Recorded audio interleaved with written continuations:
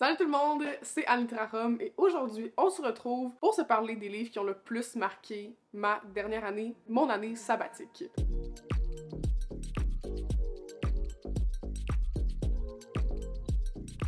Une des meilleures décisions de ma vie jusqu'à aujourd'hui a décidément été de prendre une année sabbatique. J'avais commencé mon programme à l'université en littérature, j'avais comme pas aimé ça. Et finalement, j'étais comme, je veux faire autre chose et pas tout de suite. Donc, j'ai décidé de prendre un an de congé. Et nous sommes en vacances pour exactement 16 mois. On s'en reparlera, ok? On s'en reparle. Je pourrais dire, j'ai travaillé évidemment pendant ce temps-là, mais où je pouvais vraiment m'adonner à mes projets, voyager en plus. Ça a été comme une année extraordinaire qui m'a changé tellement en tant que personne. Et contrairement à ce que je pensais, j'avais peur de comme pas tant lire, mais finalement, j'ai vraiment beaucoup lu ce nombre de livres qui va apparaître à l'écran. Mais on s'entend, cette année-là, elle a été comme à partir de fin avril jusqu'à septembre l'automne d'après, donc c'était genre 16 mois au total là, que j'ai eu sans aller à l'université. Et là, me revoilà, comme on a vu dans la dernière vidéo, j'ai déménagé, je suis à Montréal maintenant, j'étudie en sociologie, chose que après quelques semaines à l'école, j'adore vraiment. Et je me posais un peu la question, comment vous parler de tous ces livres qui m'ont vraiment marqué, parce que j'aurais pu les séparer, là, dire ça appartient à cette année-là, mes livres préférés, et là ça appartient à telle autre année, étant donné que ça chevauche 2 années du calendrier grégorien, comme on pourrait dire.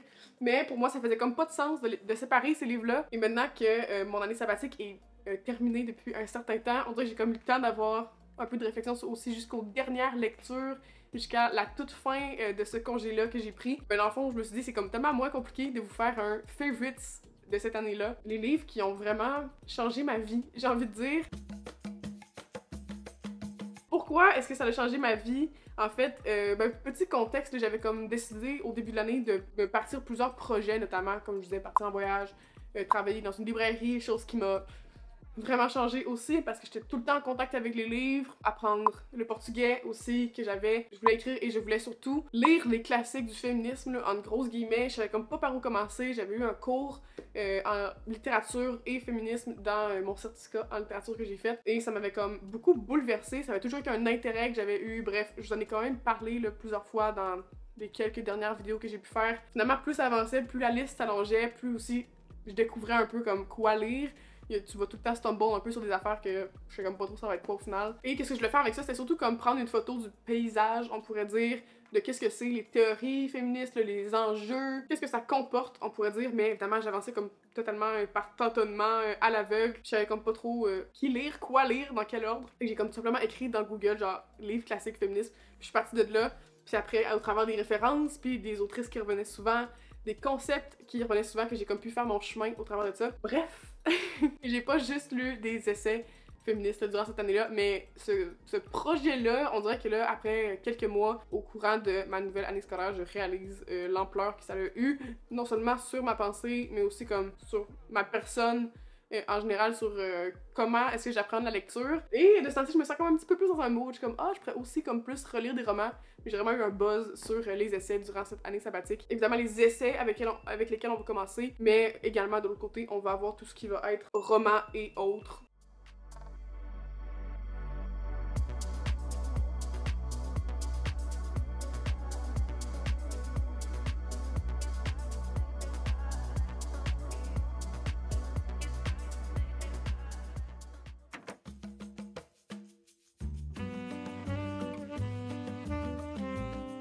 Le livre qui a comme commencé mon année sabbatique, on pourrait dire, j'étais partie en voyage et je l'avais apporté dans ma valise au Danemark pour aller visiter mon frère et c'est Capitalisme patriarcal de Silvia Federici. Silvia Federici qui est comme célèbre féministe marxiste, nous parle un peu de la notion de travail et qu'est-ce que ça signifie. Est-ce qu'il existe seulement le travail qu'on s'imagine vraiment comme productif ou est-ce qu'il y en aurait aussi un autre qu'on va comme passer par-dessus dans les théories anticapitalistes en général ou dans la théorisation même de l'économie, qui serait le travail reproductif, donc celui de reproduction, des conditions de travail qui va être accomplies par les femmes et comment dans le fond le capitalisme est en soi patriarcal et a besoin d'exploiter les femmes. Ça nous parle aussi de comment est-ce qu'on conçoit la famille actuellement, comment ça vient de là, comment c'est basé sur l'exploitation des femmes.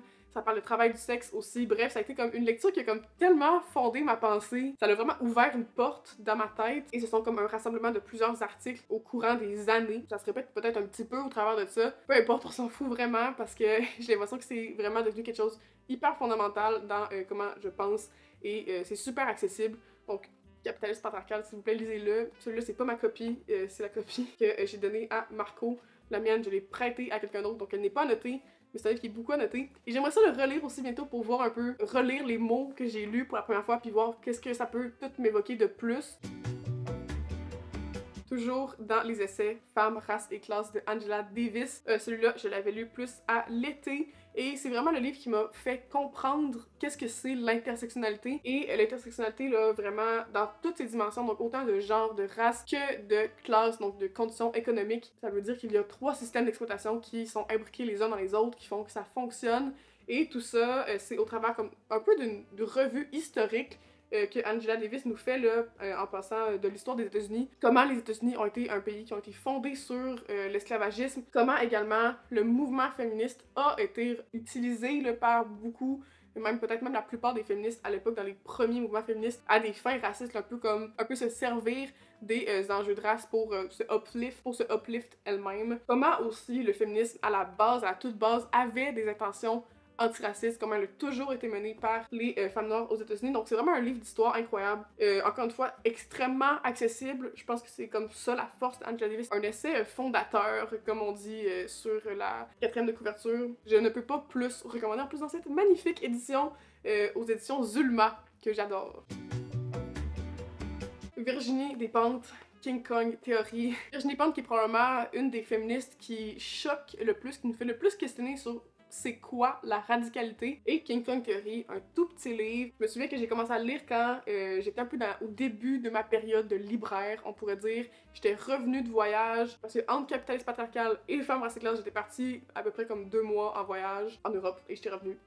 Et j'ai lu comme ça, mais j'étais encore un peu dans la découverte. Virginie Despentes là-dedans, à la fois avec son expérience personnelle, mais aussi sur des commentaires plus larges. Virginie Despentes va comme évoquer des enjeux dans le féminisme comme la prostitution, le porno, la sexualité en général, comment est-ce qu'on fait le sexe, on pourrait dire. Avec son approche qui est comme tellement radicale, tellement nouvelle, tellement confrontante aussi, que pour moi c'est comme obligatoirement un renouvellement, remettre en question qu'est-ce que c'est que ça veut dire par exemple la prostitution, puis pourquoi est-ce que ça choque. Je trouve que ça nous offre comme beaucoup de clés sur comment penser un féminisme qui est comme réaliste. Overall, après ça m'a comme juste donné envie de tout lire de Virginie Despentes, notamment j'avais lu aussi Baise-moi, qui était comme un roman, j'avais écouté à peu près toutes les entrevues qu'elle avait faites, une radicale, et c'est ça qu'on aime. Et King Kong Theory qui est aussi vraiment un essai qui a hyper marqué les 20 dernières années. Bon, après, j'ai sauté dans les choses sérieuses. Je me suis dit que je pouvais pas passer plus de temps à ne comme pas savoir de première main, de source première, on pourrait dire. Donc je me suis dit, Anne, il est l'heure, on va lire Le deuxième sexe de Simone de Beauvoir. Autant Simone de Beauvoir, j'ai comme tellement de choses à dire sur elle. Peu importe, elle a vraiment contribué au chant, elle a vraiment contribué à la discussion et à la lutte, et par son concept d'altérité, dans le fond, parce que dans Le deuxième sexe, en fait, c'est un essai en 2 parties qui pose la question et qui tente d'y répondre, dans le fond, pourquoi est-ce que la femme, c'est l'autre, le deuxième sexe, pourquoi est-ce qu'on est comme pas sujet, on pourrait dire, on est comme tout le temps autour de l'homme, c'est l'homme qui vit la vie et on est autour, on n'est pas nous-mêmes sujet de qu'est-ce qu'on vit. Dans le fond, comment est-ce que c'est un apprentissage, cette condition-là. Et j'avais fait un épisode de podcast, d'ailleurs, sur Simone de Beauvoir. Ça avait été une lecture difficile, là, c'est sûr, puis c'est pas nécessairement... C'est ça qu'il faut comprendre aussi comme dans ce palmarès, on pourrait dire. Et d'ailleurs, je ne fais pas dans un ordre autre qu'un ordre chronologique, ok? Ça aurait été comme trop difficile. Je me réserve ce problème pour une autre fois. Là, je vous parle juste des livres qui ont fait cette année.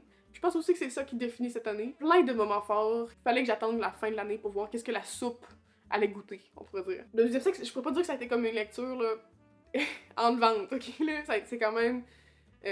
quelque chose à lire. Définitivement, c'est une lecture qui m'a fait comprendre vraiment beaucoup de choses, que ça soit tant comme historiquement dans les mouvements féministes que dans les concepts, que aussi, c'est encore des concepts qui sont hyper pertinents, puis que c'est comme tellement fécond. Je pense qu'il va falloir que je retourne à ces textes un jour dans ma vie. Ça m'a vraiment apporté. Mais mon deuxième sexe à moi, par contre, c'est clairement La pensée straight de Monique Wittig. Je vais genre jamais fermer ma gueule sur ce livre. Sorry not sorry. Ah, c'est fou. Je le fais vraiment lire à tout le monde autour de moi et je leur fais acheter parce que c'est un livre qu'il faut qu'on aille. C'est une lecture qui a été comme vraiment très personnelle, puis je veux pas me cacher non plus, tu sais. c'est comme facile de me reconnaître un petit peu, je pense, dans Monique Wittig. Un recueil d'essais, encore une fois, de Monique Wittig, qui était une littéraire dans les années 70, une contemporaine de Simone de Beauvoir, quoique plus jeune, et qui a théorisé son concept qui est la pensée straight et comment le monde est conçu pour et par l'hétérosexualité, on pourrait dire, en tant que système politique, avec sa phrase célèbre qui est peut-être celle qui va vous accrocher, qui est « Les lesbiennes ne sont pas des femmes ». Autant Simone de Beauvoir avait dit « La femme est l'autre, comment est-ce qu'elle le devient, blablabla », elle a parlé de tout ça. Monique Wittig a ajouté, en fait, l'hétérosexualité crée les femmes, on pourrait dire. Monique Wittig est une lesbienne politique. Ça a été comme vraiment une lecture qui m'a tellement confrontée, dans le fond, de comment est-ce que la sexualité, qu'est-ce qu'on fait, nous rend femmes, on pourrait dire. Puis après, je pense que Monique Wittig est comme évidemment là, une autrice controversée, mais je trouve qu'il y a comme beaucoup de choses qu'aujourd'hui on peut retourner chercher dans qu'est-ce qu'elle pense. Il y a beaucoup de questionnements de ce qu'elle avait là, comme dans les années 70, 80, 90, qu'aujourd'hui les gens trouvent peut-être même extrêmes, mais c'est le fun de voir un peu comme la racine de ces pensées-là. Monique Wittig est comme beaucoup à l'origine, on pourrait dire, des théories queer, qui évidemment, encore une fois, comme je disais, ça me rejoint beaucoup parce que je trouve que ça a comme mis les mots sur comment je me suis vraiment toujours sentie, on pourrait dire, comment est-ce que j'ai vu la vie différemment. On dirait qu'en grandissant, j'étais comme... C'est pas tout à fait ça que je pense, on dirait. Et c'est comme tellement fort de lire un livre qui date de tellement longtemps, puis qu'au final, c'est quand même un livre qui a eu comme un impact. Monique Wittig a quand même une grande histoire féministe. De voir, il y a quelqu'un d'autre qui pensait ça, puis à quel point ça peut comme avoir chamboulé ma vie. Je me souviens de l'avoir lu là, avidement et ne pas pouvoir m'arrêter. Et comme... c'est vraiment le livre de l'année.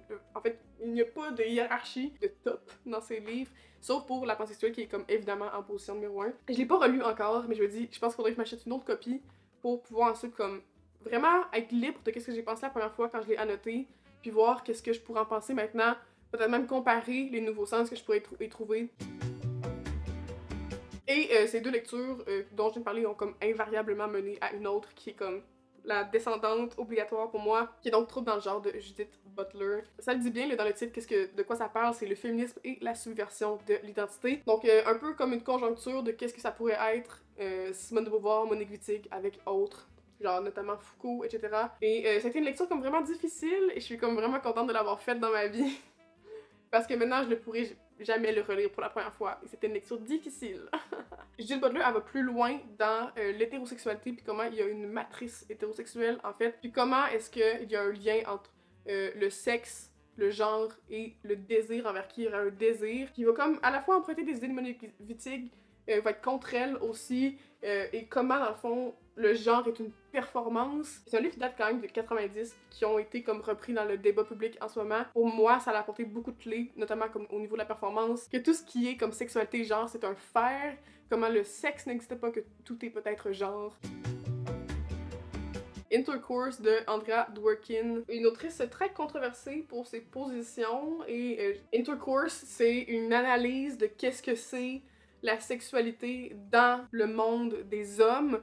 Je pense que c'est ça aussi que les gens ont peut-être mal compris dans ses positions. En général, Andrea Dworkin n'était pas nécessairement comme contre dans l'absolu, mais elle était contre comment la sexualité se fait dans le monde des hommes, et Intercourse, comme le nom le dit si bien dans le fond, c'est une étude de ça et voir comment les relations sexuelles dans le fond contribuent à la subordination des femmes. Une lecture qui est comme vraiment confrontante. Je pense que comme il faut vraiment être dans le mood pour le faire, mais définitivement pour moi ça a été comme une phase de non-retour. On nous présente très souvent comme la sexualité qu'on pourrait avoir là, quand on est adolescente, on pourrait dire comme oui, on est comme tellement libéré maintenant qu'il y a eu la révolution sexuelle. On le sent comme pas tout à fait en dedans, il y a comme il y a encore des pressions, il y a beaucoup de moments où ça ne fonctionne pas du tout, et on en ressort avec un sentiment qui est bien exprimé par Andrea Dworkin, au sens où c'est effectivement encore un mécanisme d'oppression, qui dans le fond a juste changé de forme. Il y a comme beaucoup d'analyses peut-être littéraires dans ce livre-là. Ça parle dans le fond de comme tous les concepts majeurs dans la sexualité, donc autant comme possession, virginité, le droit, comment est-ce que c'est sale, bref, je vais comme pas tout vous les dire. Ça fait beaucoup réfléchir en vrai ce livre-là. Et je pense qu'il faut comme pas lever le nez dessus. Un autre livre que j'ai prêté, que je n'ai plus dans ma possession, mais un livre qui, pour autant, est comme... Il faut absolument le lire, Sexe, genre et sexualité de Elsa Dorlin. Elsa, une de ces philosophes contemporaines les plus in, je trouve. Dans le fond, sexe, genre et sexualité, c'est comme pas son plus connu. Ah, Elsa Dorland, on pourrait dire. Le livre, je l'ai acheté par hasard en pensant que c'était un autre de ses livres. Mais au final, ça s'est révélé être comme incroyable. C'était ma première lecture d'essai en revenant de mon voyage au Brésil quand je suis partie 3 mois. Et dans ce livre-là, elle fait comme un retour, on pourrait dire, sur comme les 5 dernières décennies dans le monde du féminisme et comment est-ce qu'on produit les savoirs féministes et un peu comme à la fois une synthèse de tout ça, mais aller plus loin. Et moi, ça a été comme beaucoup sur les aspects un peu à la Judith Butler du genre, de comment est-ce qu'on fait le genre et comment est-ce qu'on conçoit aussi comme la binarité, comment une chose impossible à dépasser, même corporellement. Elle va plus loin là-dedans un peu dans une conjoncture là, de plein de disciplines qui pourraient nous en apporter là-dessus. Et c'est vraiment un bon résumé de comment est-ce que tous les systèmes d'oppression, dans le fond, sont reliés ensemble. Donc, race, genre, capitalisme, etc. Donc, je dirais que c'est quand même aussi un bon livre d'introduction. Peut-être aussi que c'est plus facile parce que là, je commençais à avoir peut-être un certain comme background, un bagage, on pourrait dire, qui m'aidait avec cette lecture-là. Mais encore une fois, je pense que c'est une bonne introduction, notamment par tout ce que ça ratisse. Et un autre livre là, qui a définitivement comme marqué un changement, on pourrait dire comme vraiment une redirection dans mon parcours cette année, ça a été Un féminisme décolonial de Françoise Vergès. Le féminisme se doit d'être décolonial ou qu'il ne sera pas. Donc, selon moi, la décolonialité, c'est un peu comme aller plus loin. Mais comment j'avais lu l'intersectionnalité, ça avait comme mené un peu à la décolonialité dans ma tête. Mais c'est pas tout à fait ça non plus, c'est pas exactement comme ça que ça fonctionne. Donc à la fois c'est comme hyper important. En fait, je crois qu'on ne peut pas se limiter à l'intersectionnalité, il faut aller plus loin.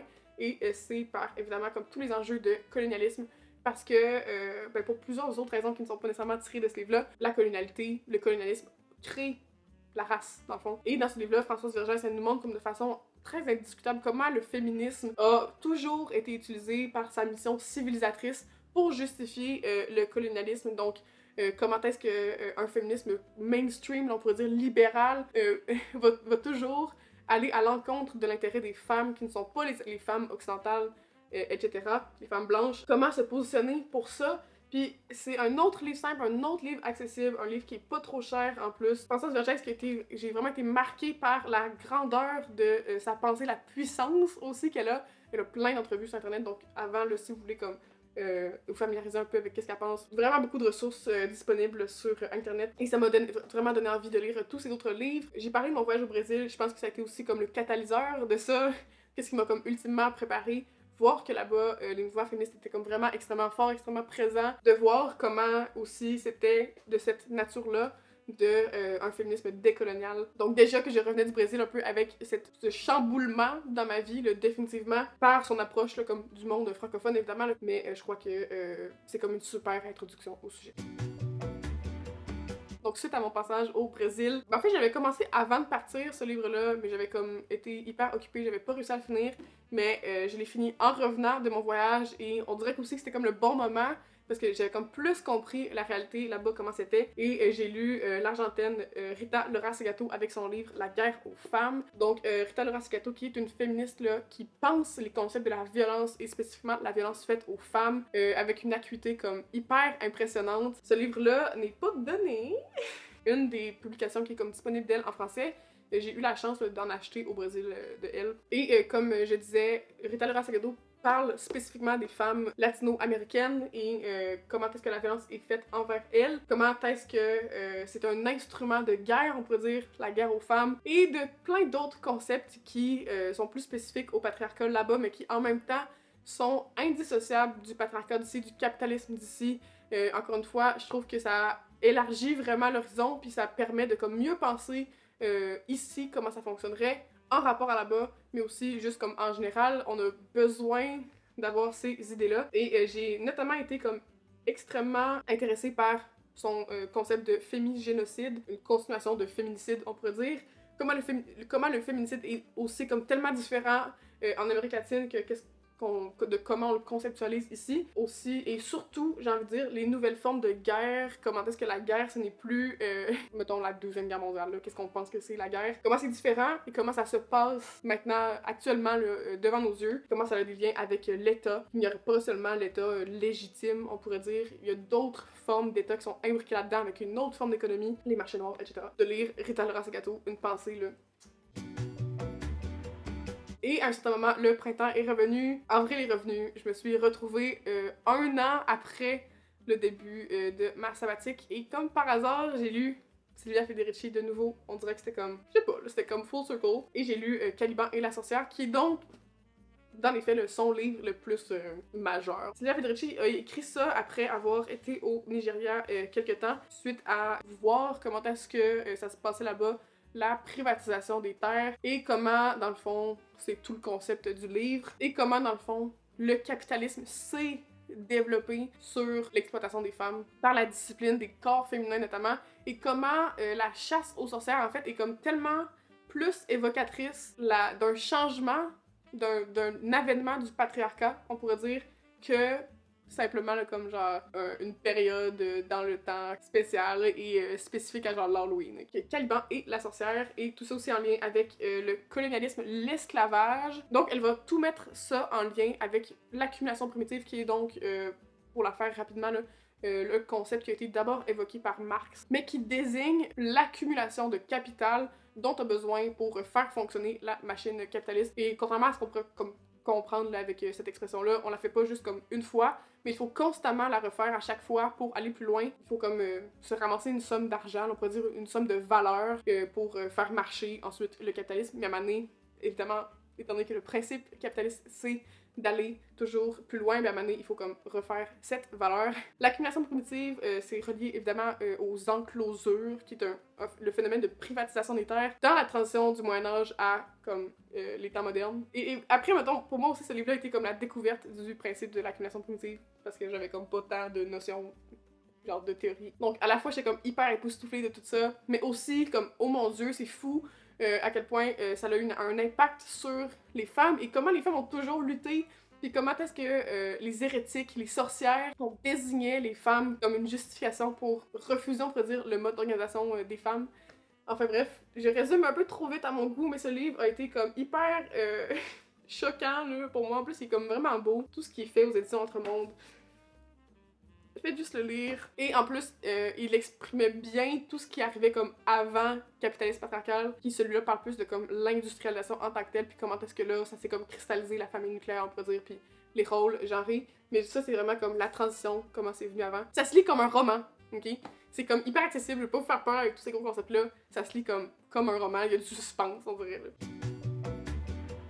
Au printemps, j'ai également lu Contrainte à l'hétérosexualité de Adrienne Rich, qui est une autre féministe lesbienne qui m'a vraiment beaucoup marquée avec son livre dont le titre est assez évocateur. Là. Encore une fois, c'est plusieurs essais, mais avec son banger, qu'est-ce qui l'a rendu très connu, qui est donc Contrainte à l'hétérosexualité, et qui parle de comment est-ce que dans le fond, on est obligé de participer à ce système-là, pourquoi c'est difficile dans le fond de s'en défaire, toujours dans l'idée que l'hétérosexualité crée la hiérarchie, on pourrait dire. Donc j'y pense beaucoup, puis je pense que ça peut comme vraiment résonner sur pourquoi aussi les enjeux comme réels qui nous empêchent de nous en sortir. Puis une fois qu'on a identifié ça, ben, c'est plus facile comme de passer par-dessus. Et il y a des très beaux poèmes là-dedans. J'ai vraiment envie de lire les poèmes d'Adrienne Rich.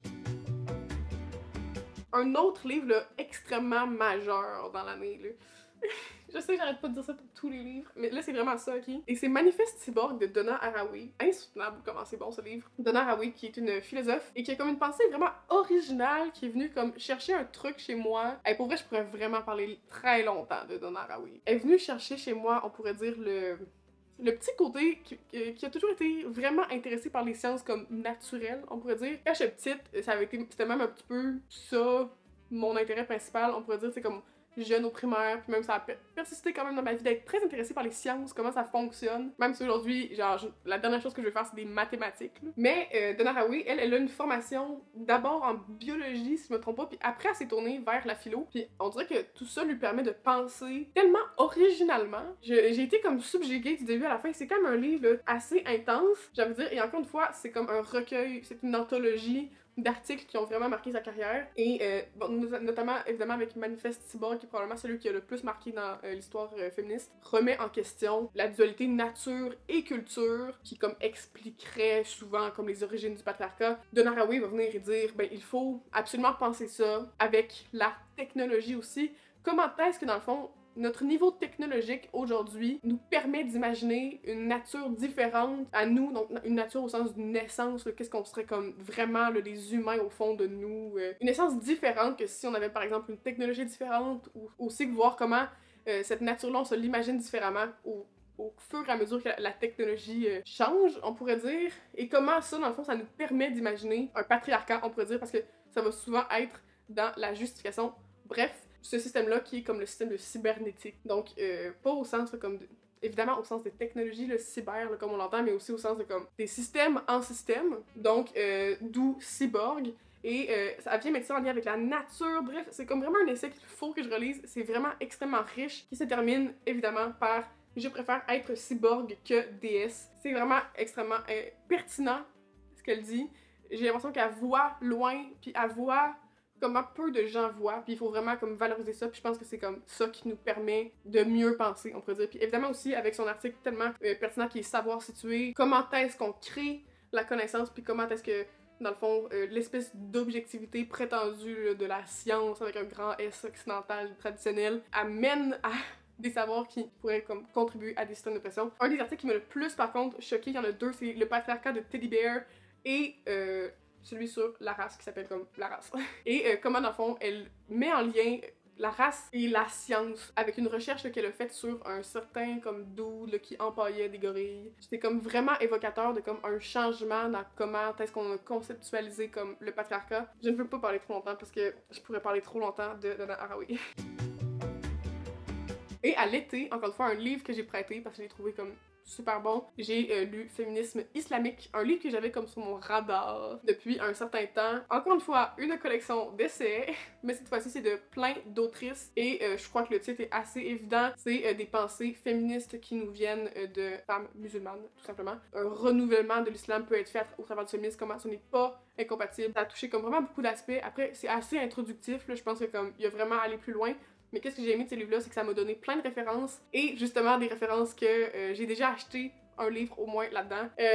Fallait que je me limite, ok? Mais j'en ai acheté vraiment plusieurs, et je trouve que ça l'a vraiment comme touché une corde en dedans de moi qu'il fallait toucher. Et Féministe islamique, on dirait que sur le moment, j'avais vraiment aimé. Je pensais pas qu'elle allait autant me marquer, mais comme plus le temps passe, plus je suis genre « Hey man, c'était fucking bon! »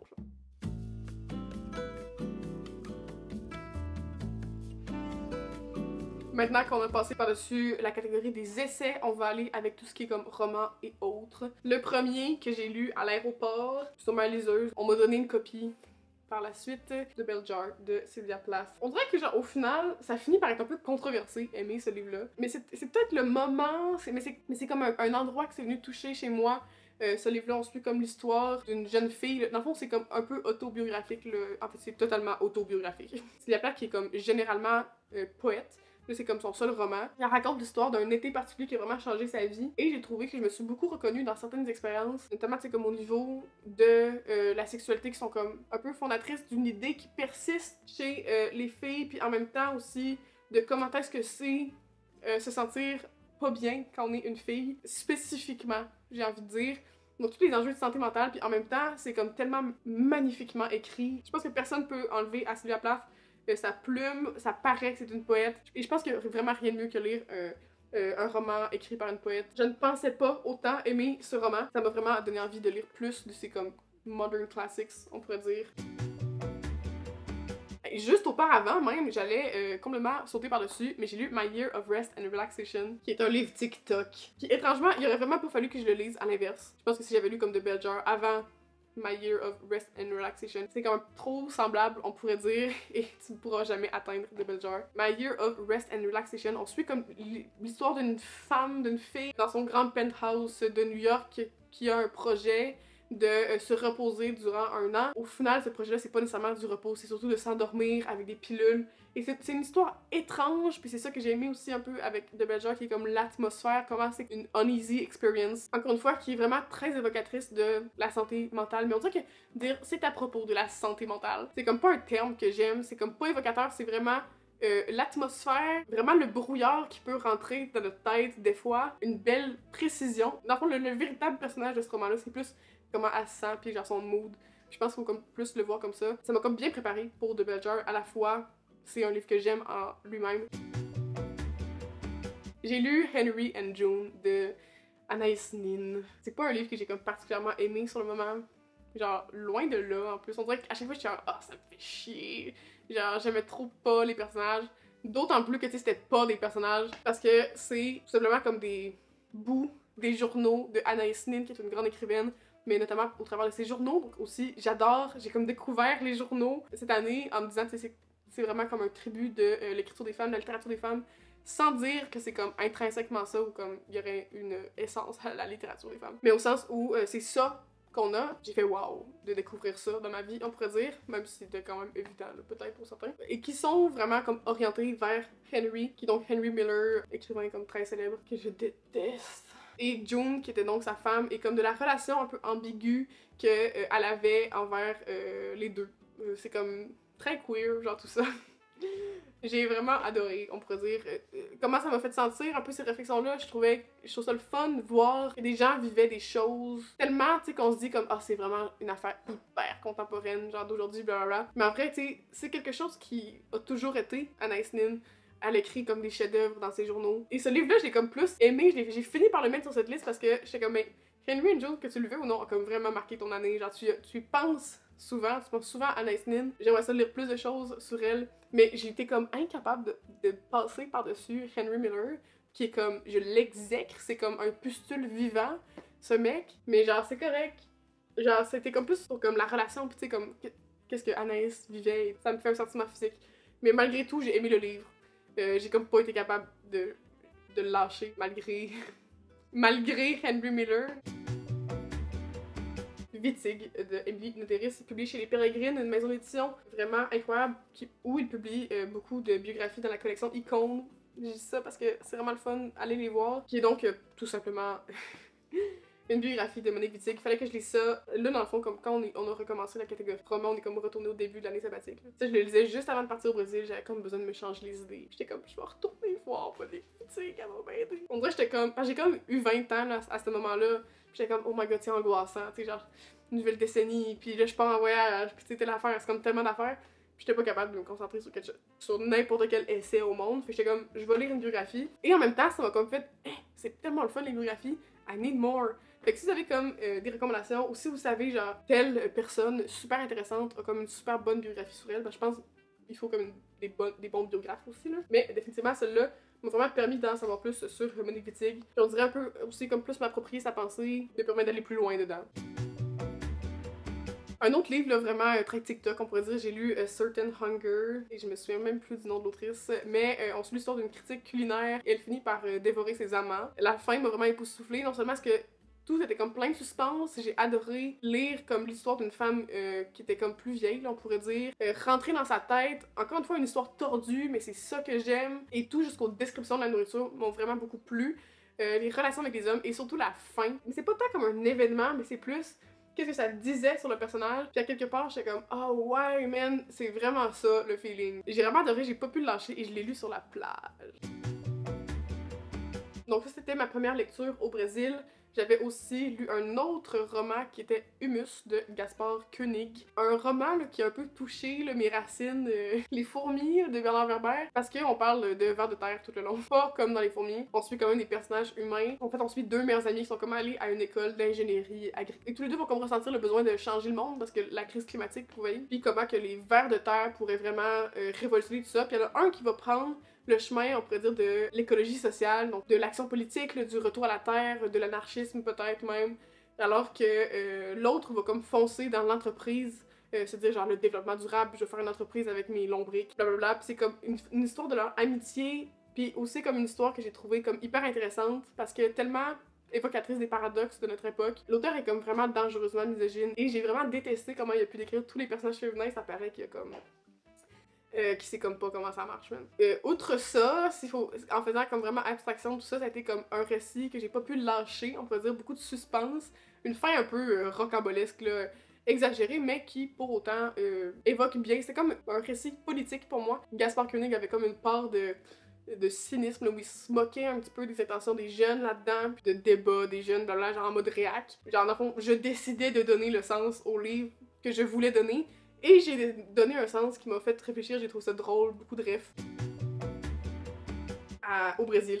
J'étais comme, je vais pas apporter de livre, j'ai apporté ma liseuse, ce sur quoi j'ai lu comme les 2 livres dont je viens de parler. Mais j'en ai apporté un quand même physique et ça a été Le Guélion de Lucky Bersianic. Le Guélion que je ne connaissais comme vraiment pas, mais qui en vrai est comme un mastodonte et un tribut comme tellement intéressant du féminisme québécois. Ça date de genre 1976 et Lucky Bersianic, qui était une féministe radicale qui a un peu fait du pouce sur les idées de Simone de Beauvoir dans cette épopée un peu à l'image de la Bible, mais pas du tout, là, tu sais, comme, elle se moque de tout ça, mais c'est en 3 actes, et on suit l'histoire de Le Guélion, qui est comme une extraterrestre qui débarque sur la Terre pour trouver le mâle de son espèce, mais qui va finir par constater la condition, le patriarcat. C'est comme un tribut exceptionnel du féminisme de cette époque-là, des pensées, de la réalité. Évidemment, il y a beaucoup de choses qu'on a dépassées, mais en même temps, il y a beaucoup de choses qu'on a comme tellement pas dépassées. Lucky Bersianic aussi, qui a été vraiment connu pour son invention, on pourrait dire, de la féminisation de certains mots au Québec, notamment dans Le Guélion. En fait, je pense que ça vient de ça. Instituteur, institutrice. Avant ça n'existait pas. Puis là, Lucky Bersianic a inventé ça,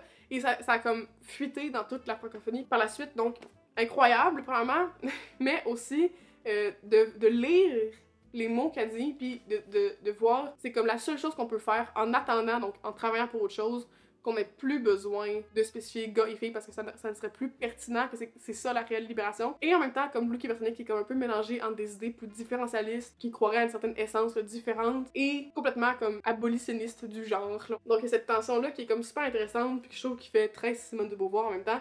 Mais clairement, Lucky Bersianic était fan d'elle. C'est fou, je trouve ça fou qu'on ait ce livre-là dans la littérature québécoise et je comprends pas pourquoi personne ne le connaît. Et en plus, c'est drôle, c'est plein de petits tacts, c'est une histoire hyper là, épique, mais aussi très psychédélique. C'est comme, c'est fou, c'est vraiment le genre d'affaires que j'aime au final, c'est féminisme 1970, ambiance un peu parodie biblique, psychédélique. Là, I need this in my life. Pour finir, j'aimerais faire comme quelques petites mentions spéciales à des livres que j'ai lus aussi là-dedans. J'avais lu Féminisme pour les 99%, qui était un manifeste là, qui résume bien, un peu un catalyseur de toutes les idées que j'ai pu lire là-dedans, qui est aussi comme une belle introduction, on pourrait dire, peut-être plus sur une marche à faire. J'avais lu Queer Theory, qui est une bande dessinée qui retrace tous les débuts de la pensée queer et comment est-ce qu'elle vient du féminisme, mais aussi comment elle va à l'encontre, comment elle permettrait peut-être de dépasser. Bref, ça a été comme vraiment une année hyper charnière pour moi. De quelconque façon, il fallait vraiment que je vous fasse cette vidéo juste pour vous parler de ces livres. J'avais comme beaucoup réfléchi à l'affaire puis essayé comme de réussir par un quelconque moyen à vous transmettre comment dans le fond ça m'a fait sentir puis essayer de tout dire. C'était comme vraiment le plus beau cadeau que j'aurais pu me faire. Je suis hyper chanceuse d'avoir la chance comme de pouvoir prendre une année sabbatique, de pouvoir poursuivre mes études après. Faites-le, genre, n'ayez pas peur.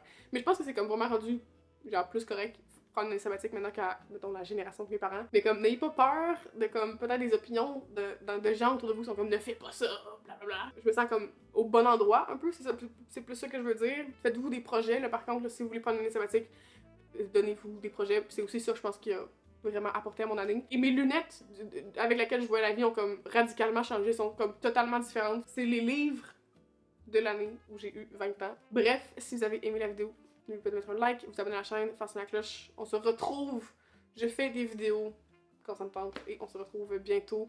Bientôt, on se parle de cette bibliothèque derrière moi qui est nouvelle, complètement différente. Bye!